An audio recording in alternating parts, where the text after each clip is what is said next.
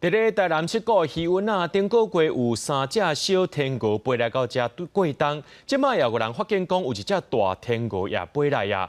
台南市的生态保育协会就讲，要一届看到这4只做伙活动真罕见，甚至是大天鹅头一摆飞来到台南地区，请真侪爱鸟的人来这欣赏。台南七股的渔湾啊，2礼拜前有3只小天鹅飞来这过冬，即摆佫互发现有真罕见的大天鹅，就是人讲的黄喙天鹅。伫小天鹅边啊游来游去，这只大天鹅3天前原本伫苗栗通宵，头届飞来台南地区，消息一出来，遂引起鸟友界讨论，下袂少人摕相机来翕水面上这个4只天鹅的景象。我是6点多来，就已经在这里觅食了。刚刚要起飞。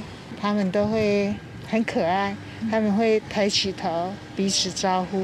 会有一个鸣叫的动作，那鸣叫动作它会左右去看看那个风向，所以一般它是逆风而行的，所以它会有个助跑，会利用它的双蹼去划水，然后颈部向前，所以这个是一个非常特殊的。大天鹅是芬兰国鸟，嘛是2级的保育类动物。因最后伫西伯利亚迄带咧生产，寒天才去飞去日本、中国等所在过冬。台南市生态保育协会讲，台湾并不是因飞的落山区，即个会使看到咧推测伊可能受到天气等自然原因，致使无法度照原路线行。会来七股只协会认为，参地方生态丰富有关系。最主要就是讲，伊只有设立伊居住甲伊的食物，可能。